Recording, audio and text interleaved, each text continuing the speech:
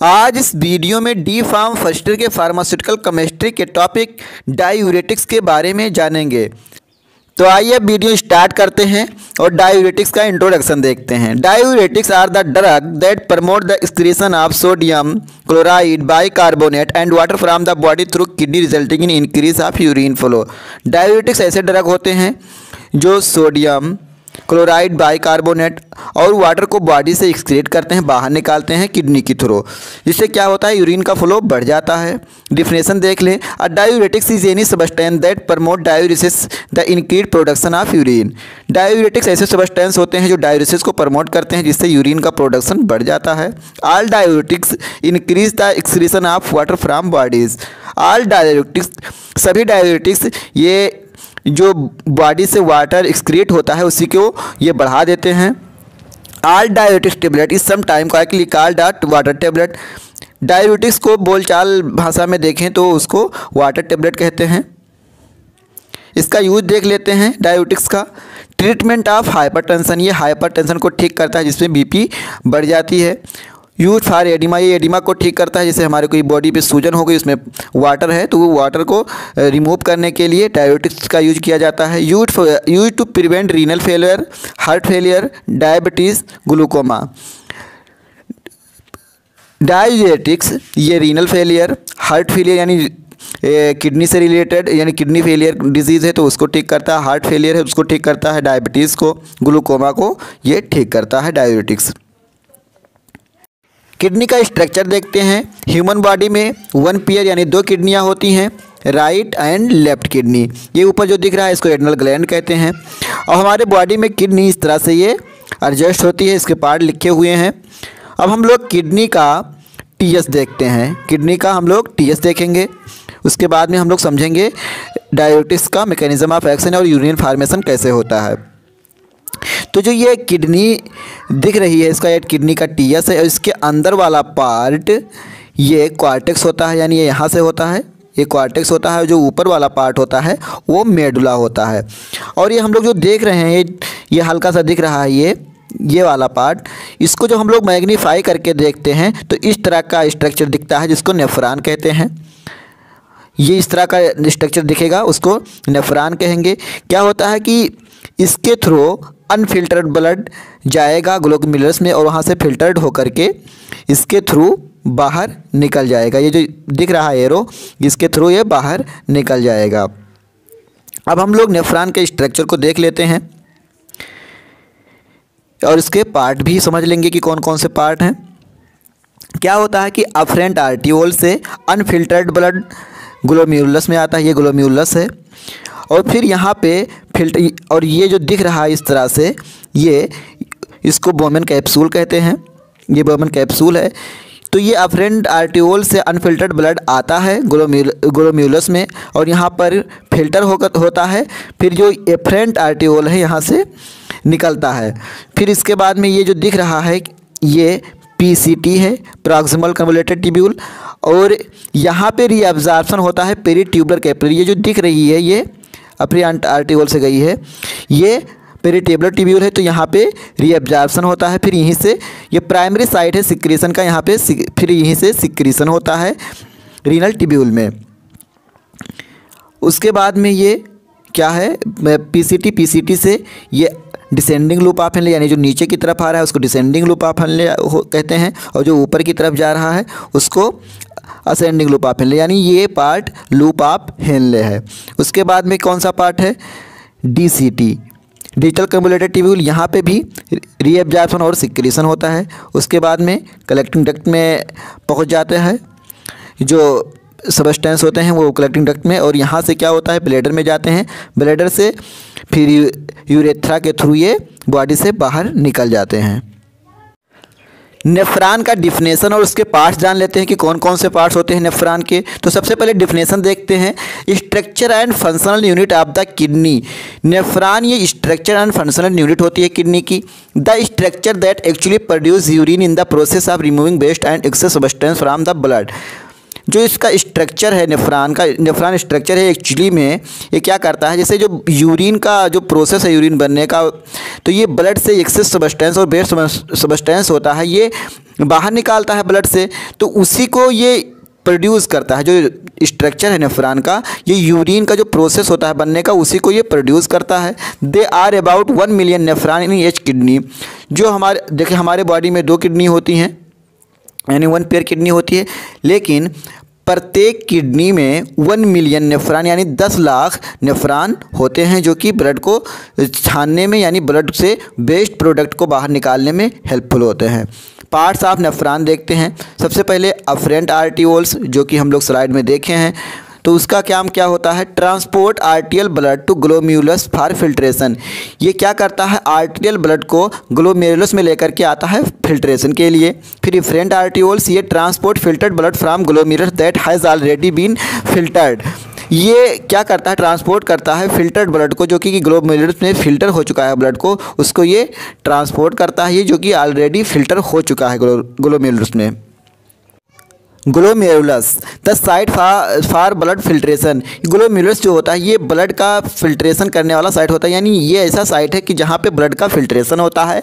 Operates as a non specific filter, remove both useful and non useful materials. ये क्या करता है, specific और नॉन स्पेसिफिक, यानी जो यूजफुल है और अनयूजफुल है, ये दोनों प्रकार के मटेरियल को ये फिल्टर करता है।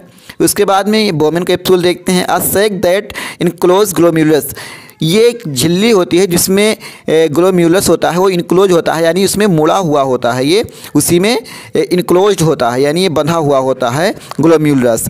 Transfer filtrate from the glomerulus to the proximal convoluted tubule PCT. Bowman capsule क्या करता है, ये जो ब्लड फिल्टर हुआ उसके बाद में जो फिल्ट्रेट होता है, यानी जो छन के आया वो फिल्ट्रेट होता है, तो उसको ये पीसीटी यानी प्रॉक्सिमल कन्वोल्यूटेड ट्यूब्यूल में ये ट्रांसफ़र करता है। Proximal convoluted tubule (PCT), a thick constantly active segment of the nephron. The absorption most of the useful substance, the filtrate sodium 65%, water 65%, bicarbonate 90%, chloride 50%, glucose nearly 100%. PCT ये ठीक यानी पतली segment है nephron की, active segment है क्योंकि यहाँ पर रीअब्जॉर्प्शन होता है, जिसमें most useful substance sodium 65%, water 65%, bicarbonate 90%, chloride 50%, glucose nearly 100% होता है। The primary site for secretion elimination of direct waste and hydrogen, ये सिक्रीशन का प्राइमरी साइट होता है PCT. Loop of Henle, U shape tube that consist of a descending limb and ascending limb. ये loop of Henle U shape की tube होती है, जो नीचे को आ रही होती है उसको डिसेंडिंग लिम्ब, जो ऊपर को जा रही है उसको असेंडिंग लूप कहते हैं। ये यू शेप की होती है। Being in the cortex receiving filtrate from the PCT extend into the medulla and then return to the cortex to empty into the DCT digital convoluted tubule. ये क्या करता है, पीसीटी प्रॉक्सिमल कन्वोल्यूटेड ट्यूब्यूल से filtrate को लेकर के medulla, जिसे हम लोग जब नेफ्रॉन पढ़े थे तो उसमें क्या देखे थे कि नेफ्रॉन 2 भागों में बटा होता है। जिसे किडनी में जब देखे थे तो ऊपर होता है, ऊपर वाला हिस्सा वो कॉर्टेक्स में होता है और नीचे वाला मेडुला में होता है। तो ये क्या करता है कि पीसीटी यानी प्रॉक्सिमल कन्वोल्यूटेड ट्यूब्यूल से फिल्ट्रेट को लेकर के, यानी जो कि मेडुला वाले भाग में होता है, वहाँ पे ये रिसीव करता है, वहाँ से फिल्ट्रेट को इकट्ठा करता है। उसके बाद में then returns to the cortex to empty into the DCT, फिर ये कॉर्टेक्स वाले भाग माने डीसीटी डिजिटल कन्वोल्यूटेड ट्यूब्यूल में उसको फिर रिटर्न करता है। DCT digital convoluted tubule, a part of the counter current multiplier, fully permeable to water and completely impermeable to solute salt particle. जो डीसीटी होता है डिजिटल कन्वोल्यूटेड ट्यूब्यूल, ये water के लिए परमेबल होता है, फुली परमेबल होता है, ये वाटर को ये बाहर निकालने में सक्षम होता है, और ये इम्परमेबल होता है सॉल्यूट के लिए, यानी sodium potassium etcetera. Receive filtrate from the PCT allow water to be absorb and pass filtrate to the next segment. ये क्या करता है, पीसीटी प्रॉक्सिमल कन्वोल्यूटेड ट्यूब्यूल से फिल्ट्रेट को रिसीव करके वाटर को एब्जॉर्ब होने के लिए अलाउ करता है, और जो सल्टी फिल्ट्रेट है यानी जो जिसमें आयन है उनको ये नेक्स्ट सेगमेंट में भेजता है। Save water and pass the salt, ये वाटर को सेव करेगा और जो साल्ट हैं उनको आगे भेज देगा। डिसेंडिंग लूप ऑफ हेनले, जो कि नीचे की तरफ आ रहा होता है उसको डिसेंडिंग लूप ऑफ हेनले कहते हैं। The descending portion of the loop of Henle is extremely permeable to water and less permeable to ion, therefore water is easily reabsorb and solute are not readily reabsorb. ये क्या होता है कि water के लिए permeable होता है, यानी वाटर को बाहर निकालने में सक्षम होता है, तो और ये साल्ट के लिए इम्परमेबल होता है। तो जो वाटर के लिए परमेबल है तो वाटर अच्छे से एब्जॉर्ब हो जाएगा, रीअब्सॉर्ब हो जाएगा, और जो सॉल्यूट है यानी जो आयन है वो रीअब्सॉर्ब नहीं होगा। Ascending loop of Henle, it is impermeable to water and actively transport salt to the interstitial fluid of the pyramid in the medulla। Ascending यानी जो ऊपर की तरफ जा रहा होता है उसके असेंडिंग लूप ऑफ हेनले कहते हैं। ये वाटर के इम्परमेबल होता है, यानी जो वाटर को ये रोक लेगा, और जो एक्चुअली जो साल्ट हैं उनको ये ट्रांसपोर्ट करेगा। Save water and passes solute, यहाँ पे मिस्टेक हो गया है, तो ये वाटर को सेव करेगा और जो साल्ट हैं उनको आगे भेजेगा। DCT डिजिटल कन्वर्टर ट्यूब्यूल, ये क्या करता है कि receive dilute fluid from the ascending limb of the loop of Henley. ये जो लूप ऑफ हेनले का असेंडिंग लिम्ब था उससे डाइल्यूट फ्लूइड को रिसीव करेगा और उसके बाद में ये कलेक्टिंग डक्ट को भेज देगा। Collecting duct receive fluid from the DCT, ये DCT से यानी डिजिटल कन्वर्टर ट्यूब्यूल से फ्लूइड को कलेक्ट करेगा। The last segment of the save water for the body, ये लास्ट सेगमेंट होता है वाटर को सेव करने का। उसके बाद में क्या होता है यूरिनरी ब्लैडर में, फिर यूरिनरी ब्लैडर से यूरेथ्रा के थ्रू बाहर निकल जाता है। अब हम लोग ये देख लेते हैं जब यूरिन का फॉर्मेशन होता है, यानी यूरिन जब बनता है तो उसमें कौन कौन से स्टेप होते हैं, ये कितने स्टेप में यूरिन का फॉर्मेशन होता है। तो यूरिन का फॉर्मेशन 3 स्टेप में होता है, filtration, reabsorption and secretion. Glomerulus filtration देखते हैं। ग्लोमेरुलस फिल्ट्रेशन क्यों कहा गया, क्योंकि जो फिल्ट्रेशन होता है वो ग्लोमेरुलस में होता है। तो देखते हैं, water and solute smaller than protein are forced through the capillary wall and pore of the glomerulus capsule into the renal tubule. इसमें क्या होता है कि वाटर के साथ साथ जो स्मॉलर सॉल्यूट है यानी छोटे छोटे पार्ट हैं, यानी प्रोटीन से भी छोटे जो पार्ट होते हैं वो क्या होते हैं, जो कैपिलरी में पोर्स होते हैं, तो उसके थ्रू ये ग्लोमेरुलस में फिल्टर होकर के ये रीनल ट्यूब्यूल में चले जाते हैं। उसी को ग्लोमेरुलस फिल्ट्रेशन कहते हैं, यानी जो फिल्टर होकर जाता है उसे ग्लोमेरुलर फिल्ट्रेट, यानी वो फिल्ट्रेट होता है। दूसरा स्टेप ट्यूबुलर रीअब्जॉर्प्शन देखते हैं। Water, glucose, amino acid and needed ion are transport out of the filtrate into the tube cell and then enter the capillary blood. Water, glucose, amino acid और needed ion हैं, ये क्या होता है कि जब फिल्टर होते हैं तो ये फिल्ट्रेट के रूप में ये फिल्टर होकर के आ जाते हैं। उसके बाद में ये फिर ब्लड कैपिलरी में इंटर करते हैं, इसी को रीअब्जॉर्प्शन कहते हैं। Tubular secretion, hydrogen, potassium, creatinine and drug are remove from the peritubular. क्या होता है कि इसमें हाइड्रोजन, पोटेशियम और क्रिएटिनिन और अन्य ड्रग हैं, ये क्या होता है कि पेरीट्यूबुलर से रिमूव हो जाते हैं। रिमूव होकर के ये रीनल ट्यूब्यूल में वापस चले जाते हैं। आप यहाँ पे ये ब्लू वाली एरो देख लीजिए, इसमें क्या हो रहा है, सिक्रीशन हो रहा है। अब हम लोग यूरिन फार्मेशन देखेंगे कि यूरिन का फार्मेशन कैसे होता है, पेशाब कैसे बनता है। उसी के साथ साथ हम लोग ये देखेंगे कि जो डायूरेटिक मेडिसिन लेते हैं वो अपना एक्शन कैसे शो करता है। तो आइए अब स्टार्ट करते हैं। अफरेंट आर्टियोल से अनफिल्टर्ड ब्लड ये बोमेन कैप्सूल में आता है और यहाँ पे ग्लोमेरुलस फिल्ट्रेशन होता है, यानी ये जो इनक्लोज्ड है यानी घुमा हुआ है ये ग्लोमेरुलस है। यहाँ पे ग्लोमेरुलस फिल्ट्रेशन होगा तो उसमें कौन कौन से सब्सटेंस हैं जो फिल्टर होंगे, water, glucose, amino acid, sodium, potassium, chloride, carbonic ion, hydrogen, urea, uric acid और क्रिएटिनिन जैसे सब्सटेंस है जो वहाँ पे फिल्टर होंगे। और फिर फिल्टर होने के बाद में इफरेंट आर्टियोल के थ्रू बाहर निकल जाएगा। जब जो फिल्ट्रेट है ग्लोमेरुलस फिल्ट्रेट, यानी यहाँ पे जो फिल्टर होकर के जो सब्सटेंस बचा है उसे ग्लोमेरुलस फिल्ट्रेट कहेंगे, तो वो क्या करेगा, ये PCT प्रॉक्सिमल कन्वोल्यूटेड ट्यूब्यूल में आ जाएगा, यानी जो फिल्ट्रेट बचा वो PCT में आएगा। अब यहाँ पे रीअब्जॉर्प्शन होगा, तो यहाँ पे reabsorption glucose, amino acid, sodium, bicarbonate, water, creatinine जैसे सब्सटेंस का रीअब्जॉर्प्शन होगा। रीअब्जॉर्प्शन होने के बाद में जो फिल्ट्रेट है वो यहाँ तक आते आते आइसोटोनिक हो जाएगा, यानी जो ट्यूब का कंसंट्रेशन है और सब्सटेंस का कंसंट्रेशन है वो इक्वल हो जाएगा, बराबर हो जाएगा, और जिससे ये आइसोटोनिक हो जाएगा। फिर इसके बाद में क्या होगा कि ये लूप ऑफ हेनले यहाँ पर है, यहाँ पे इसके ऊपर है जो कंसंट्रेशन वो सेम हो जाएगा। जब हम लोग नेफ्रॉन का स्ट्रक्चर पढ़े थे तो क्या देखे थे कि जो नेफ्रॉन है वो दो भागों में होता है। जो इसके ऊपर वाला होता है यहाँ पे, मतलब ये वाला पार्ट है, वो जब किडनी में हम लोग देखे थे तो ये कॉर्टेक्स में होता है। जो ऊपर वाला पार्ट है ये कॉर्टेक्स में होता है और नीचे वाला पार्ट मेडुला में होता है। जो मेडुला वाला पार्ट होता है उसकी ऑस्मोलैरिटी बहुत ज़्यादा होती है। तो और ये जो हम लोग देख रहे हैं descending lymph loop of Henley, यानी जो डिसेंडिंग लिम्फ है लूप ऑफ हेनले का, ये वाटर के लिए परमेबल होता है, यानी ये पानी को ज़्यादा से ज़्यादा बाहर निकाल देगा और जो सॉल्यूट है उसको ये रोक लेगा। जो ये सॉल्यूट को रोक लेगा और पानी को बाहर निकाल देगा बाय ऑस्मोसिस के थ्रू। यानी ऑस्मोसिस में क्या होता है कि ये high concentration to low concentration move करता है। तो जो वाटर को ये बाय ऑस्मोसिस बाहर निकाल देगा, वाटर रीअब्जॉर्ब हो जाएगा, तो इसका कंसंट्रेशन है वो बढ़ जाएगा, जिससे ये हाइपरटोनिक हो जाएगा। क्या हो जाएगा? ये हाइपरटोनिक हो जाएगा। उसके बाद में ये असेंडिंग लूप ऑफ हेनले में ये फिल्ट्रेट को भेजेगा। असेंडिंग लूप ऑफ हेनले ये क्या होता है, ये जो साल्ट्स हैं उनके लिए परमेबल होता है।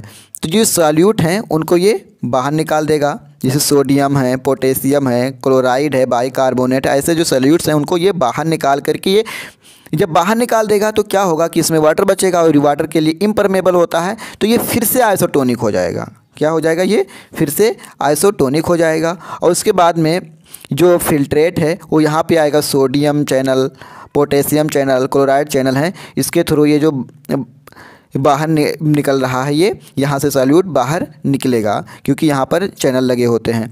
तो जो डायूरेटिक मेडिसिन हम लोग देते हैं वो क्या करता है कि जहाँ जहाँ से वाटर निकल रहा है, वहाँ पे जा करके ये एक्ट करेगा और ये वाटर का जो रीअब्जॉर्प्शन हो रहा था, यानी वाटर निकल रहा था, उसको ये रोक देगा और फिर उसके बाद में अपना एक्शन शो करेगा।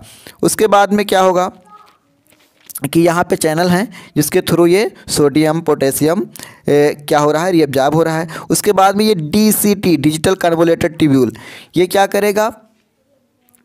डिजिटल कन्वोल्यूटेड ट्यूब्यूल में ये प्राइमरी साइट है रीअब्जॉर्प्शन का, यहाँ पे भी रीअब्जॉर्प्शन होगा। फिर उसके आगे में क्या होगा, ये प्राइमरी साइट है सिक्रीशन के लिए DCT, यहाँ पे हाइड्रोजन पोटेशियम और ड्रग्स हैं उनका सिक्रीशन होगा। फिर से कहाँ होगा सिक्रीशन?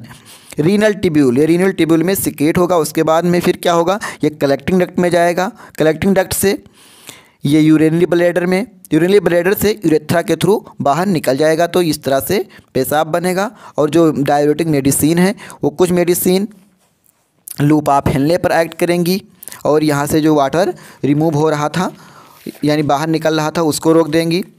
कुछ डायूरेटिक्स कुछ मेडिसिन जो डायूरेटिक्स मेडिसिन है वो कहाँ पे एक्ट, जैसे यहाँ पे DCT, और ये कुछ मेडिसिन है जो PCT प्रॉक्सिमल कन्वोल्यूटेड ट्यूब्यूल, जो यहाँ से वाटर निकल रहा था तो वहाँ पे एक्ट करेंगी और ये अपना एक्शन शो करेंगी।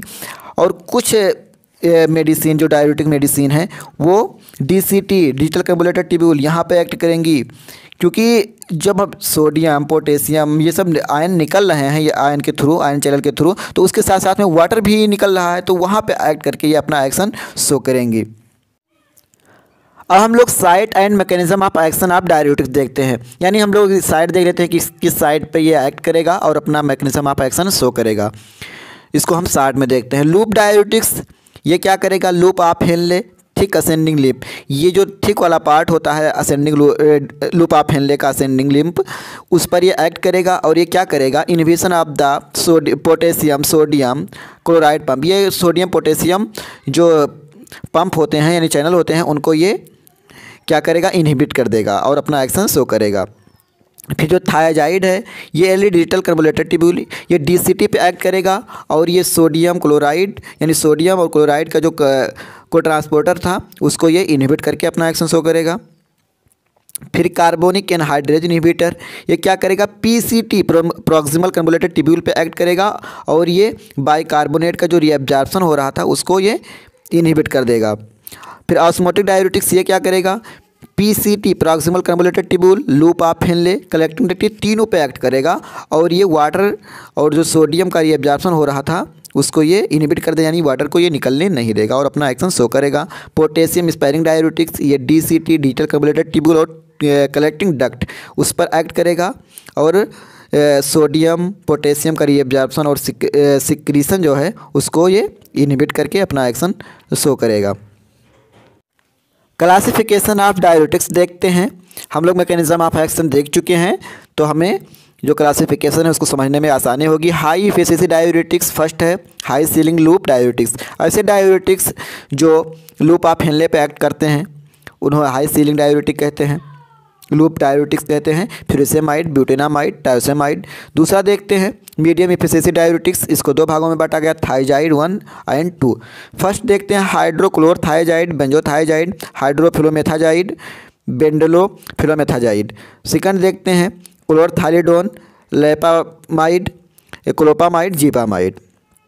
थर्ड देखते हैं weak diuretics, carbonic anhydrase inhibitor. ये कार्बोनिक एनहाइड्रेज इनहिबिटर होते हैं जो कि ये PCT पे एक्ट करते हैं। इसका एग्जांपल है एसीटाजोलामाइड। पोटेशियम स्पायरिंग डायूरेटिक्स, इसको दो भागों में बांटा गया, एल्डोस्टेरॉन एंटागोनिस्ट और B inhibitors of sodium reabsorption and potassium secretion. तो एल्डोस्टेरॉन एंटागोनिस्ट स्पेनोलेक्टोन, एपिलिनोन और जो inhibitor of sodium reabsorption and potassium secretion है ट्राइमेटरीन एमिलोराइड। और थर्ड, इसका जो थर्ड वाला पार्ट देखते हैं ऑस्मोटिक डायूरेटिक्स। इसका जो एग्जांपल है मैनेटॉल, आइसोसार्बाइड, ग्लाइसरॉल एग्जांपल है इसका भी डायूरेटिक्स के।